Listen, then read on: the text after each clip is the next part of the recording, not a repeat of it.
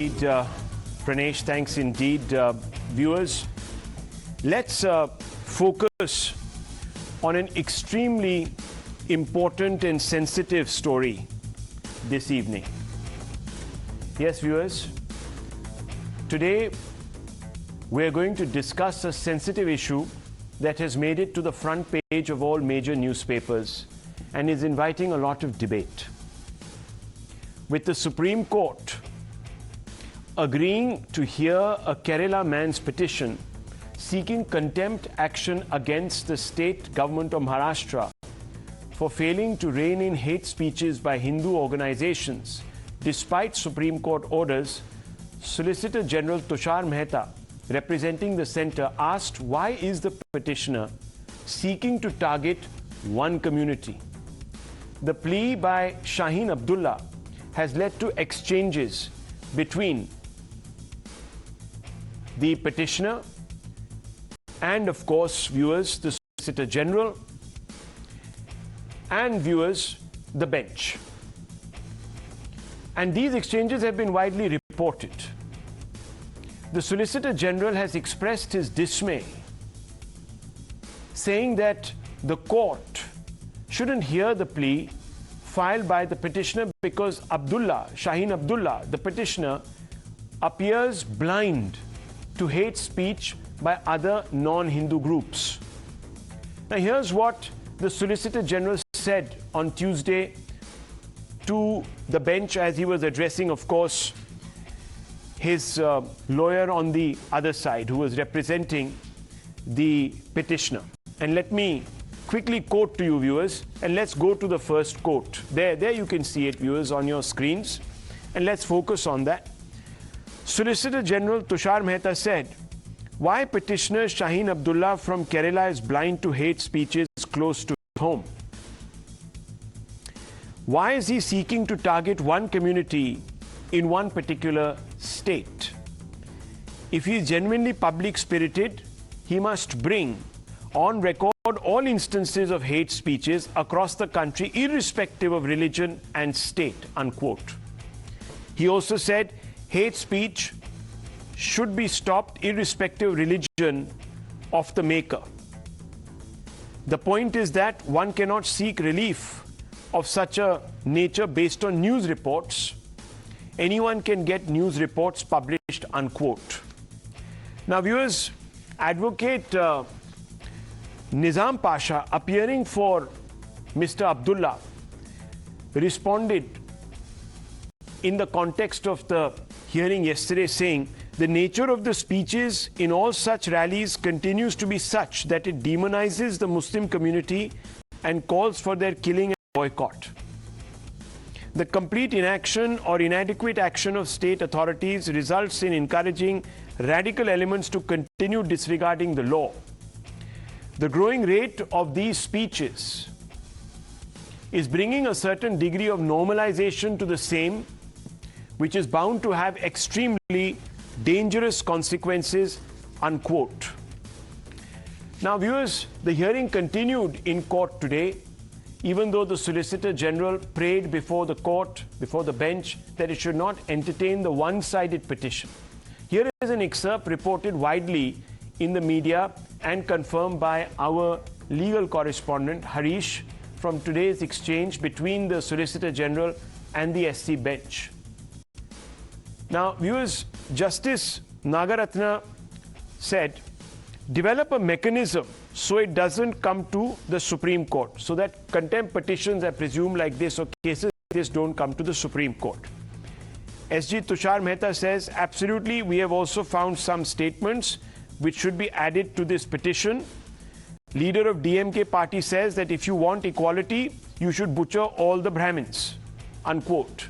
Now here, Tushar Mehta was referring to an objectionable speech made by a DMK leader, saying that, look, fair enough, you want to go after Hindu groups making such statements, but do it in a manner that one community doesn't get singled out.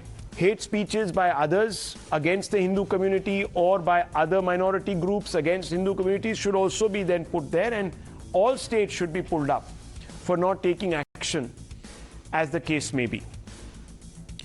SG Tushar Mehta then comes out and says, this is not a matter which should be laughed at.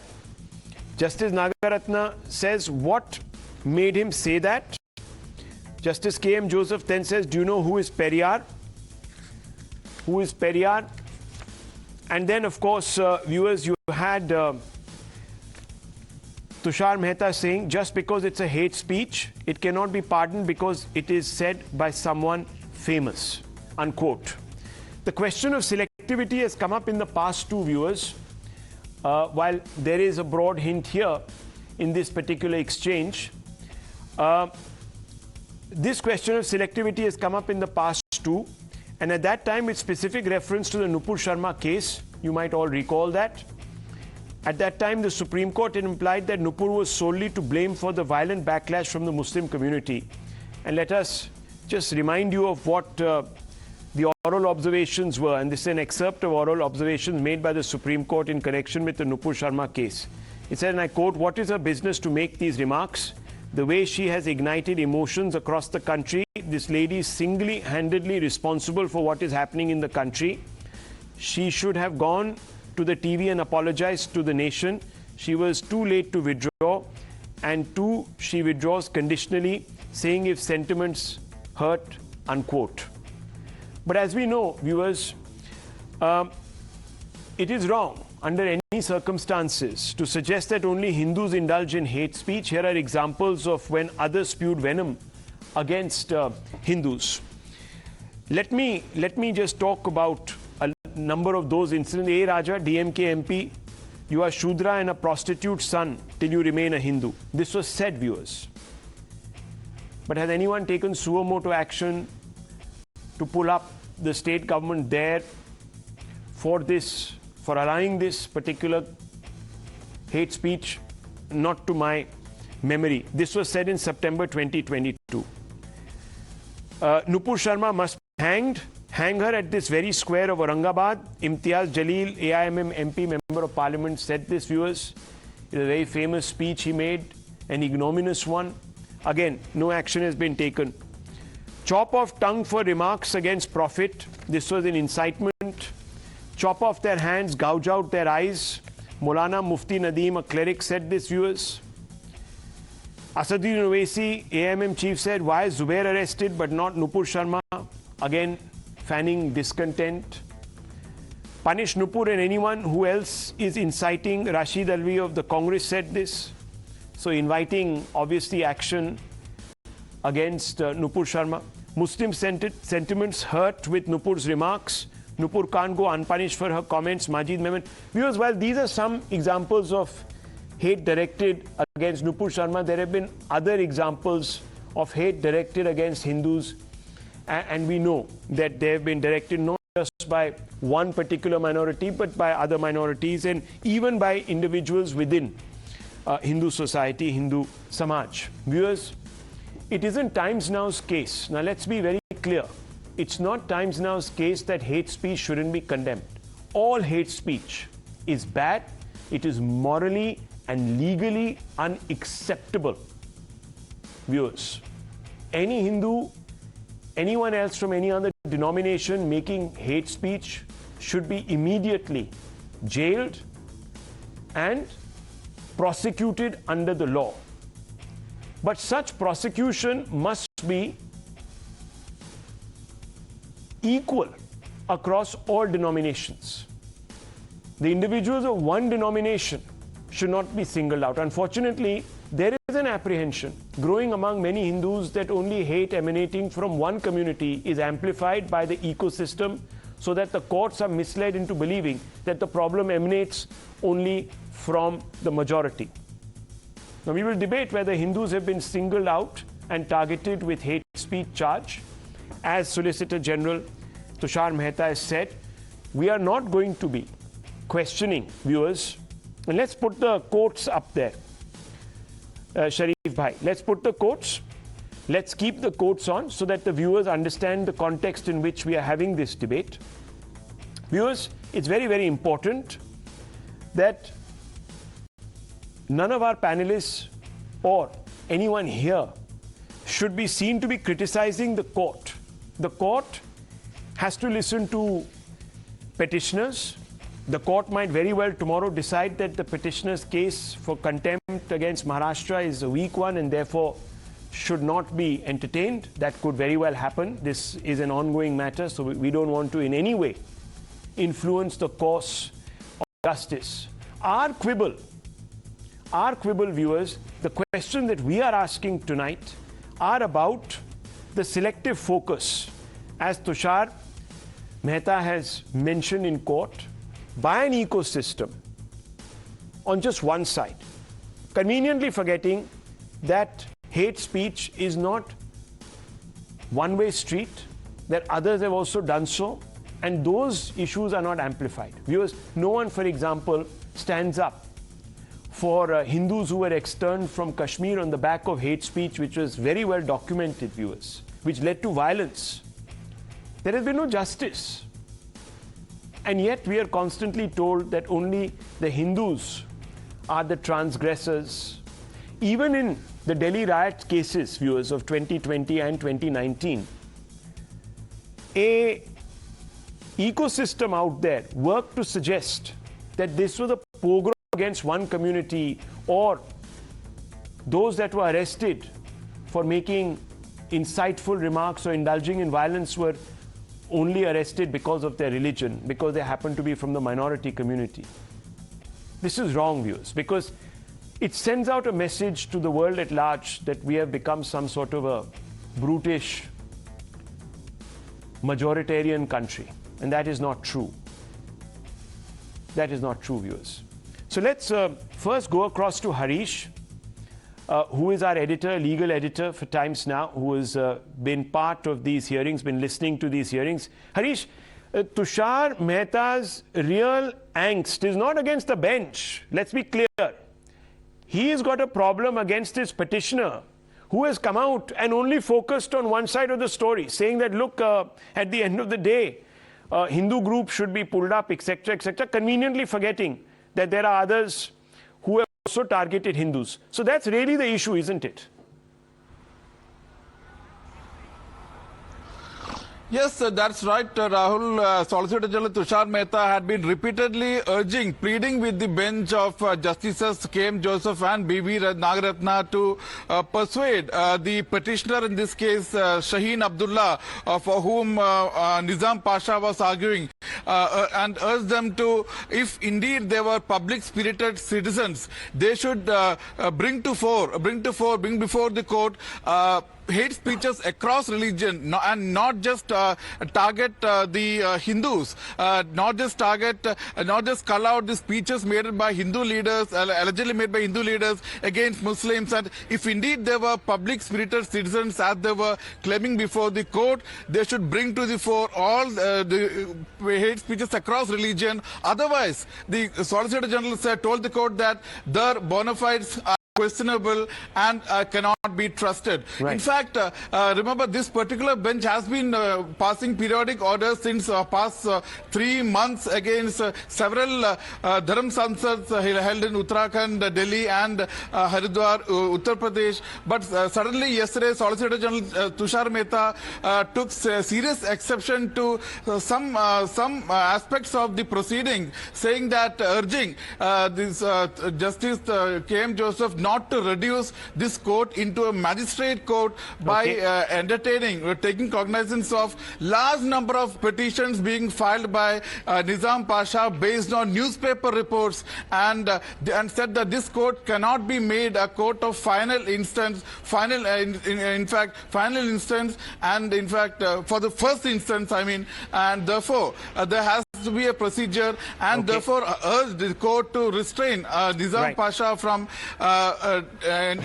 bringing to fore only the speeches made allegedly by the Hindu organizations, and said that. And today, in fact, very significantly, the solicitor also raised the issue of Sar Tanse Juda, alleged calls for beheading made by the Muslim leaders, and said that even Nizam Pasha should be raising these very same issues also. It's important. Viewers, in any discourse, balance is very, very important. Thanks indeed, Harish.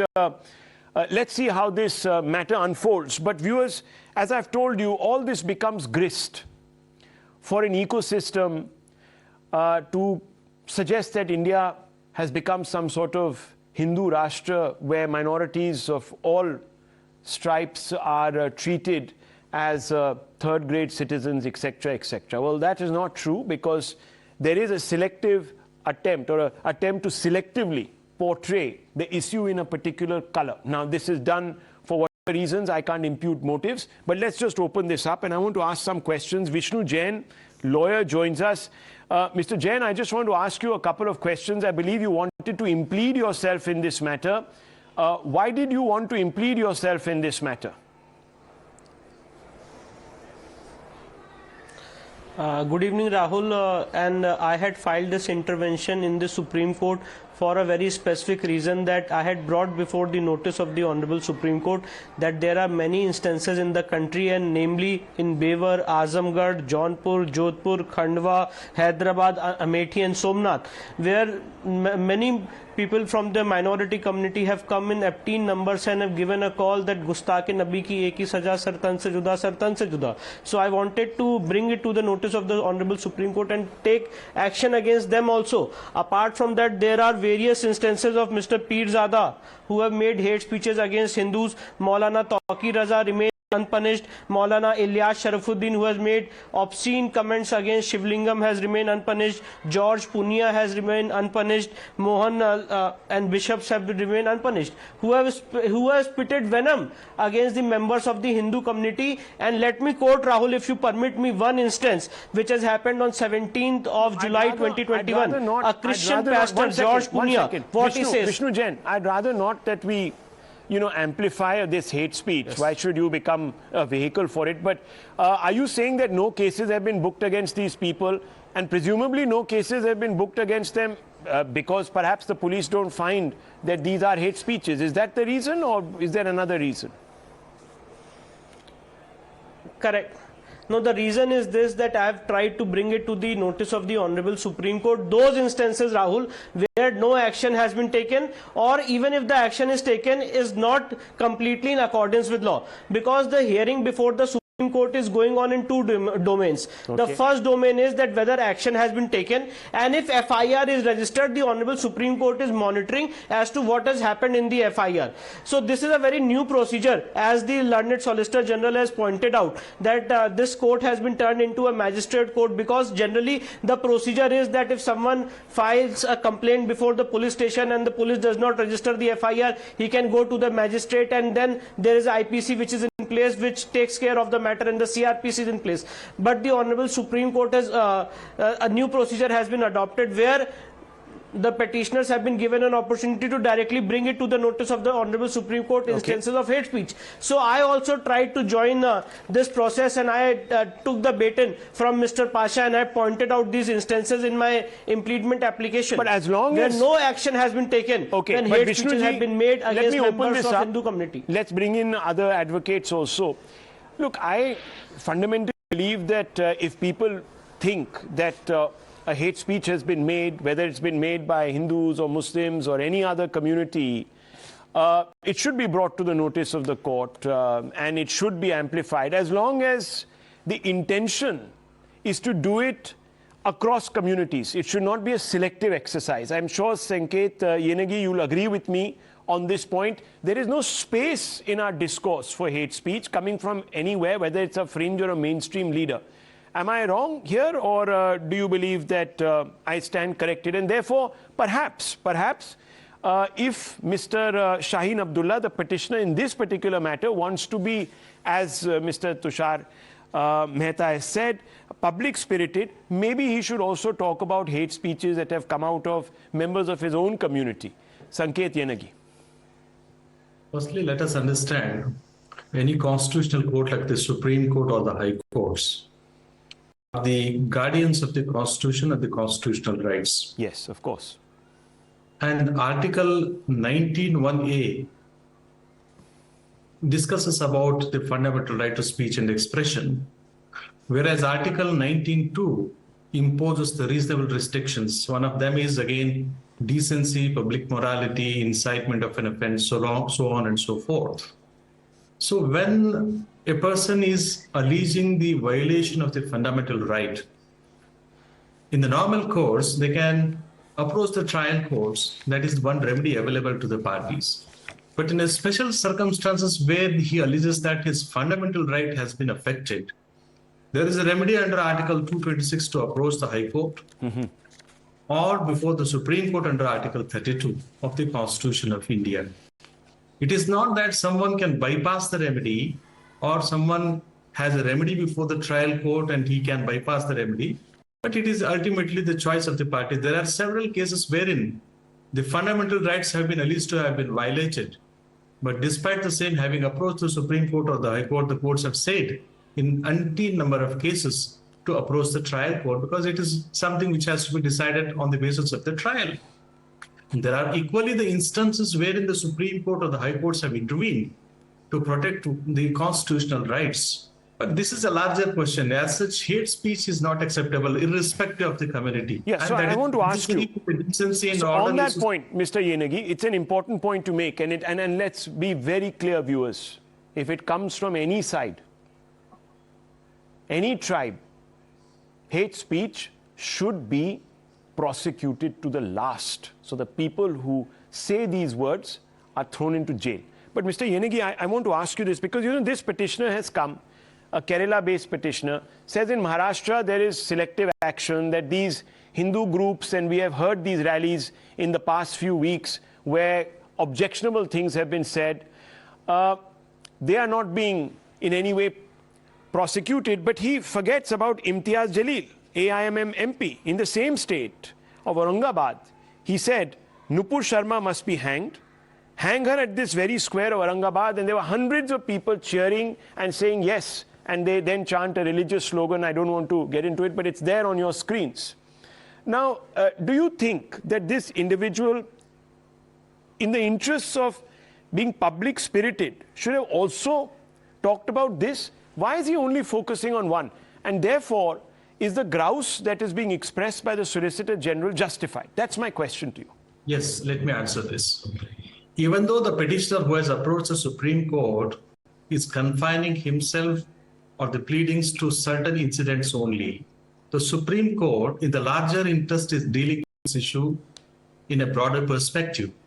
It is not just traversing within the contours of the litigation or the pleadings which have been made or to certain instances which have been referred to by the parties. The Supreme Court is very conscious about its responsibility, its role, its constitutional duties. No, I'm only talking about this gentleman. I'm not talking about the Supreme. I'm sure the Supreme Court will do the right thing in this particular matter. But Mr. Yenagi, I'm not talking about this because this matter is ongoing and I don't want to influence it. I'm talking about this petitioner's motivations. Do you agree with his motivations, or should he have been more quote unquote secular in his approach, saying yes, look, yes, there are people on the Hindu side, yes, I have a problem, the state should act, but there are equally an MP.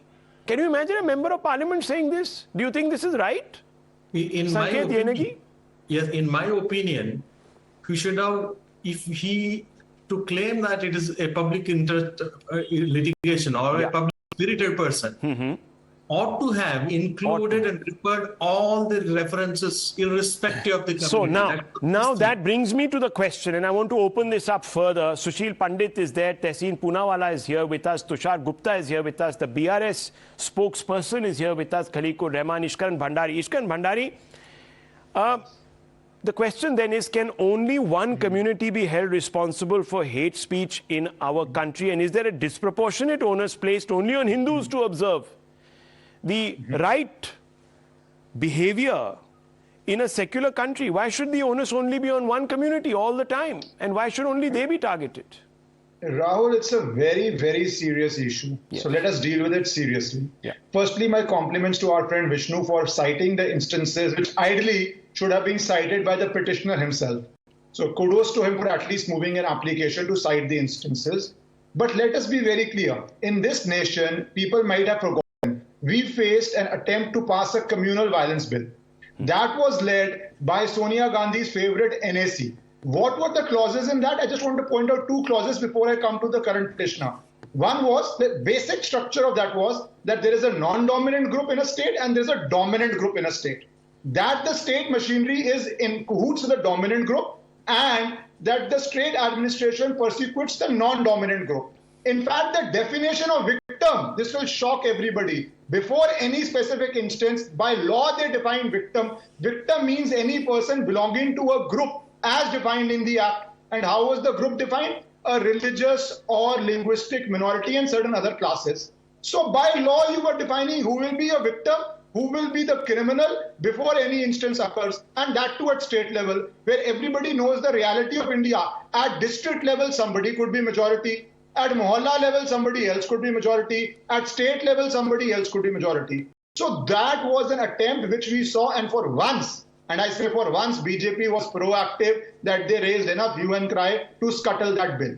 Now see what this petitioner is trying to do here. I hope that he raises, and he has raised all the, nobody has seen the petition, maybe Vishnu has seen, but what the media is reporting, there are enough instances where there have been chilling cries calling for violence against Hindus. Why should they not be acted? It cannot be anybody's case that one state itself is secular and one state is communal. It cannot be anybody's case that calling for violence by one group is perfectly okay, calling by violence by another group is not okay. Every call for violence is to be condemned and has to be punished as per law. But we should not see this in isolation, because there was a defined attempt by people in civil society to draft communal violence bill. I hope those same sort of people with the same sort of mindset should not approach courts to try to get that through courts, though I am sure Supreme Court will do justice, will not allow these attempts to succeed. And all the instances pointed out by my friend Vishnu will be acted upon in the same manner as any other hateful speech is acted upon. So I want to bring in Shahzad Poonawalla, who's sympathetic to the Congress, Tehseen Poonawalla, who's sympathetic to the Congress cause. Now, Tehseen Poonawalla, look, whether it's the communal violence bill or the orchestrated attempt to present people like Safura Zargar, Sharjeel Imam, Asif Tanna and others in the context of the Jamia 2019 riots as victims, as dissidents who were speaking up and then targeted, which now, of course, has proven to be a fallacy by the Delhi High Court itself that has reversed their discharge. Now, I want to ask you, is this all part of the ecosystem? Perhaps, I don't know, maybe led by certain political parties. I mean, the communal violence bill, as, you know, here, Ishkaran Bhandari has said, was piloted by the NAC, that was led by Sonia Gandhi. Is there an attempt to push a narrative, to try and score brownie points, to appease one community for vote bank reasons? And look at how it is queering the pitch, building resentment, and setting the tone for huge divides in this country. And then you talk about Bharat Jodo and the Yatra. So, Tehseen, this is not on, is it? Now, I'm sure you'll take the moral high ground here, and not the political one. Good evening, Rahul. Thank you for having me on the show. And not only will I take the moral high ground, I'll take the legal high ground as well, because legality bereft of morality is tyranny. That's what I firmly believe. So at the onset, compliments to Vishnu Jain.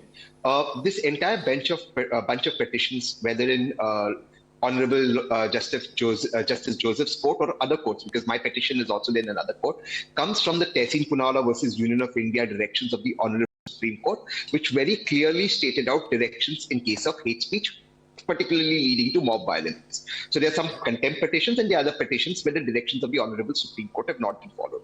Now let's go into each of these issues one by one. So the Honorable Supreme Court, when it accepted my petition, it asked, we presented a draft law for mob violence and hate speech. Supreme Court complimented us, asked the Union government to pass a law. Union government, Amit Shah ji, stood up in Parliament and said, we will not pass such laws. Opposition states that passed laws on mob violence and hate speech. The governor has still not signed it. Now let's come to the names that Mr. Vishnu Jain took. One of the names that Mr. Vishnu Jain took is Ilyas Sharafuddin. I think he's put his case in the Honorable Supreme Court. Tehseen Poonawalla, filed an FIR against him, a police complaint against him. No, you're not answering the question. Let me just give you, I asked you a specific question. Please allow me to give you the details. No, Mr. Poonawalla, please, let's not waste time. Now, this is, once again an attempt at counting down the clock and not addressing the issue. And I'm asking you I know you about your efforts, and kudos to you, sir, and may people like you succeed. You're public spirited. But not everyone is public spirited, and that's what we're debating today. And why are they not public spirited? Tehseen Poonawalla, is it because of narrow political dividends that they hope to harness by selectively targeting one community? We need to call this out, Tehseen. It's building a backlash. You have to call it out. Yes, you have to call it out, but call out who? It's the Bharatiya Janata Party. I'm being very clear on your show. Please, sir, did the Bharatiya Janata Party come out and say that Safura Zargar and Sharjeel Imam and Asif Tanna were the voice of dissent in this country? I'm asking you this question. Did they come out and say that that the 2020 riots in Delhi were a pogrom against one community? No, they did not say so that. Who said this? But no, come on. These are serious issues. We started by saying these are very serious issues. You can't get away tonight. I'm sorry. You need to have facts. I am not saying that I don't hold the brief for the BJP here. I am not saying that anyone there is an angel. And let me tell you very clearly, the onus today is on people like you, public-spirited owners, to call out parties like the Congress and secular parties, other secular parties who continually play this game selectively. And it is creating huge fissures. And you need to call it out. Rahul, the coin of hate has two sides. Of course. One side is hate, yes. But we don't flip the coin. We only look at it, and it's like one of those tosses where the coin doesn't flip, it just goes up and comes down. And you say head, and head is head. No, this is ridiculous. I am telling you on your show, if the BJP is one side of the coin which encourages hate speech, the other side of the coin is people like OAC. Oh, no, you won't say Congress. Why? Just because you are today related to them in a different way. That's not right. Come on. I am not, because at least Congress passed the bills. Sir, do you know what the Congress said about Safura Zargar, Sharjeel Imam and Asif Tanna? Should I read out those statements to you? And they should not stand up and defend these people. And that's where the Congress is suffering electorally. And I call out the Congress for its hypocrisy. Good. Now you make sense. But sir, so viewers, don't fall for this trap. There is an ecosystem that is found. I'll tell you today, viewers, there's an article that has come out in the Time magazine. An individual who is sponsored by George Soros has written it. And there is no focus on Amrit Pal's hate speech or his separatist views. And he has been painted into a victim. Viewers, a person who is accused by the Indian state, and there is evidence now, it's documented, of being funded by the ISI, is being given this billing in Time magazine. And we are supposed to accept this and punish ourselves and flog ourselves. And this entire article focuses on how the majority community, the Hindu community, is actually going out and marginalizing Sikhs in this country. Can you imagine this malicious propaganda, viewers, that is passing off? And I'm getting a call right now from Anand Ranganathan. Anand Ranganathan is here with me on this particular show. The majority community, the Hindu community... Anand, hello. Anand, can you hear me? Yes. Yes, I was watching you. Yes. And I'm watching you on the hate speech thing. Yes, we are right there, on air. Yes, and I just wanted to make a small 10-second intervention comment. Why don't you come on? Why don't you come on? Just connect and we'll take you on. Just please connect. Okay, let's connect Anand Ranganathan. Dr. Ranganathan wants to make a point. Yeah, Sushil Pandit is raising his hand. Yes, Sushil. The petitioner, Mr. Abdullah, and his advocate, Mr. Pasha, come from a state called Kerala. And I must share with you and the viewers the recent slogans that were shouted in the rallies there, which said, in English I would translate, "We have not thrown away the knives and swords of 100 years ago in the sea," referring to the riots against Hindus by Moplas where they were massacred. Now, this is the kind of hate and this is the kind of violence in the speech you come to know in Kerala, from where these petitioners come, and they choose to ignore it. And I must tell you, what you call a trap is actually an age-old trick to rush and complain in order to appear innocent victim and avoid scrutiny. You have to see the record. we in Kashmir are victims of hate crimes and not hate speech. Today we are waxing eloquent over hate speech. Hate crimes have gone unpunished. Okay. The most heinous of hate crimes like genocide have gone unacknowledged. Exactly. Nobody has been till date prosecuted. So when we talk big about hate speech and not even refer to hate crimes that have happened and that are still happening, I dare say, and I'll be actually probably be raising a controversy or be criticized for it. Very often, hate speech, a so-called hate speech, is the result of a victim of a hate crime. When he calls out and says so-and-so is perpetrator, you call him a hate speecher. This is the irony. Well, how far let are me you tell going to punish hate speech? Let me how tell far are you going we to cannot punish be hate, selective so-called anymore. hate speech? Dr. Ranganathan also punish? joins. No, I agree with Exactly. you. I agree with you. Dr. Ranganathan joins this debate. I also want to bring in the BRS spokesperson here and Tushar Gupta. Yes, Dr. Ranganathan.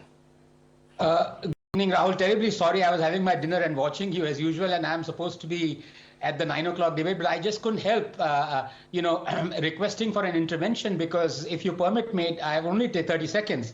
I just find this whole debate in the Supreme Court as well as everywhere else as a complete joke, as being indulged in I'm sorry, for want of a better phrase, juvenile behavior. Because I'll just ask one question and then I'll be off, and I request all your panelists to answer that question. If I arrange for a satsang or a sitting and I quote from a scripture and I say that all Hindus are the worst of creatures and if they don't believe in our verses, they will be rotting in hell. Am I indulging in hate speech? Am I? Just ask this to the Supreme Court. What will be the answer of the Supreme Court? Will the Supreme Court say that someone saying in a mic that all Hindus are the worst of creatures is not hate speech? Or will it say it is hate speech? Just answer that question and we will realize that all this is a complete joke in a banana republic. Well, Dr. Ranganathan, thank you very much for joining us. It's an important intervention. Look, as I said, viewers, I don't know how this court, how this case is going to play out, so we are not going in there. But the fact of the matter is that there seems to be, at least that's what the SG has taken, the center represented by the SG has taken a view. And they're saying that's very selective. And I want to bring in the BRS spokesperson here. Mr. Rahman, look, you are today in the corner of the Congress fighting for democracy. You have given them support. And I want to ask you, sir, and it's a very simple question. There is a Maulana, a politician, Maulana turned politician called Tauqir Raza. And he's made some horrendous comments against Hindus, and I don't want to play them out here. I'm not in the business of peddling hate. The Congress party, including Priyanka Gandhi Vadra, posed for photographs with him because he extended support to the Congress for the 2022 UP polls. So I want to ask you, Mr. Rahman, why are certain political parties and an extended ecosystem of those parties, and parties like you, who swear by the secular principles of our constitution, and your party leader wants to be the next prime minister, why are you supporting Congress? Do you know that the Congress went into an alliance with the left, which was in alliance with a sectarian party in Bengal? I don't know if you know this. Do you know that in Assam, there was an understanding between the Congress and another sectarian party? Do you think this is acceptable, sir? I can't hear you, sir. You're on mute. Yeah, go ahead. Yes. Can you hear me now? I can. Yes, sir. Yeah. Thank you, Rahul, for having me on your show, and good evening to all my co-panelists. So let me tell you, as far the Congress party is concerned, and our support, especially in saving the democracy, it is just only limited to that. Sir, democracy, sir, how can you say that? I mean, a communal country ceases to be a democracy. So communalism is an integral part. Allow me to complete my statement. And before I could complete, you are, trying to heckle me actually. So just allow me to complete. Not heckling, sir. Don't intervene. At least it's my humble request to you, Rahul. See, I would like to start with what Justice Joseph has said. Quote: "These keep happening in our country because politicians keep playing such games.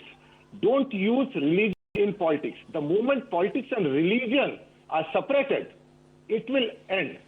This is remarked by Justice Joseph. And this is what exactly is happening here. And we are seeing this happening since 2014. And before that, have we, heard anything like the hate speeches are to this extent what is happening in India today, that is in 2023, 2022, 2021, it's all happening since 2014. So there is an underlying reason for this. Because there is a party who is ruling the country today. That is the party which is encouraging the hate speeches and which is encouraging the communal rights, which is encouraging and patronizing the freedom. Okay, so Mr. Rahman, look, I expected you to take a partisan position. Rahul, you have not taken a bipartisan position.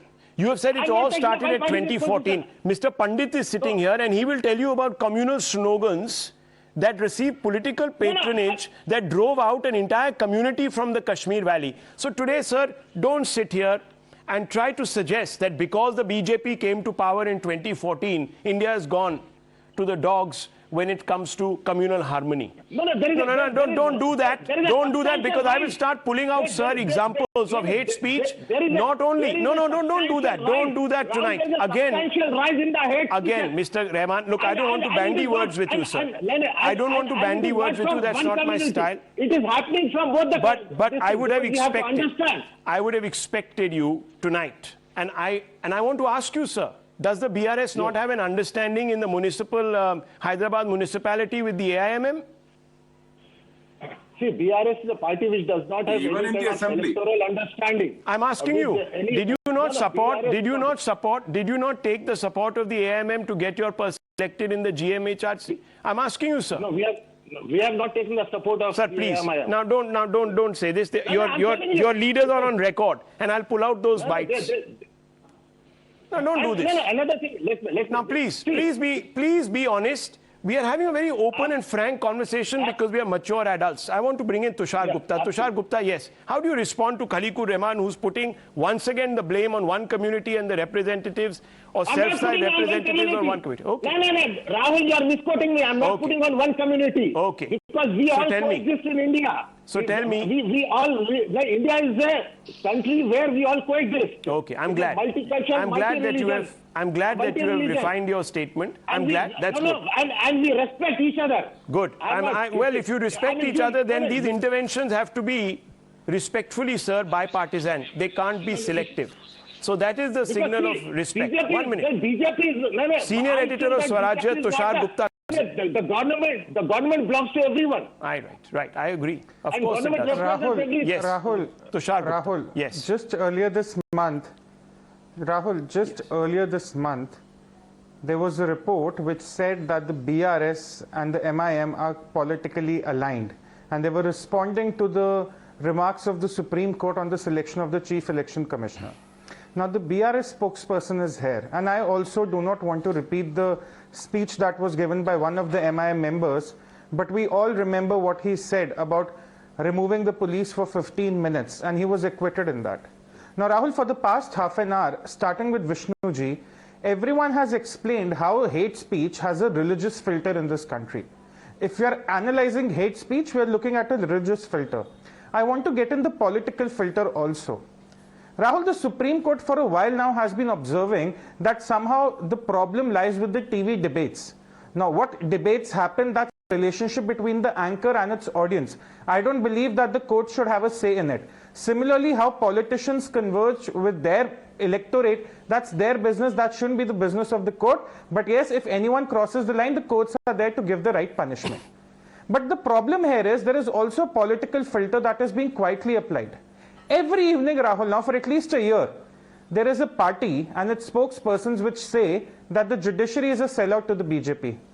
Why doesn't the apex court respond to that? Every night, without fail, there is on some channel, some spokesperson of the Congress party says, we do not believe in the judiciary, we do not believe in the institutions, we do not believe in the courts.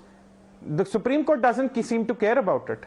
They are okay with the credibility of the judiciary of India being decimated on a foreign land by one of the leaders of the opposition. They do not say anything. But today in the court, it was all about every reaction. Every action has a reaction. We can't be looking at every case specifically. What I do not understand as a lesser mortal is that why is there so much selective analysis? First you apply a religious filter. If that fails, you apply a political filter. The point is well made, if both fail, Mr. Gupta. If both fail, then you... Yeah, I agree with you. There has to be balance. Why are we... But let's give let's give this particular case a chance to play out. Who knows? Vishnu Jain might be able to take this in a different direction. I don't want to. But I just want to fact check the BRS spokesperson. The AIMM offered support to the TRS, which is the BRS rally, in the GHMC mayoral election. The TRS won the mayoral elections with AIMM support in 2021. This is a fact. Now, viewers, I would think that if you want to cut the head of hate, the Hydra monster that it is, you will start severing ties with those, boycott if you will, those who spew hate. And that should begin with our public representatives. Viewers, but that doesn't happen. And the interventions are political, as Tushar Gupta is saying. Political filter is applied. And what do we have, viewers? A million resentments brewing in this country because one side feels that it is being singled out and then it festers this feeling and then, unfortunately, there is an outburst. There should be no space for an outburst. The Kashmiri Hindu community taught us this. It put its faith in the Supreme Court. Unfortunately, the Supreme Court hasn't given them justice, but it never picked up weapons. It never indulged in hate. It never went on a rampage, viewers. And therefore, we salute individuals like Sushil Pandit, who are here with us. They still believe that there is a solution. It should come through our courts. There should be a system. But there are people, viewers, who are out to warp and distort a system of redressal. This needs to be stopped. I need to move on, viewers. There's another very big story, and this concerns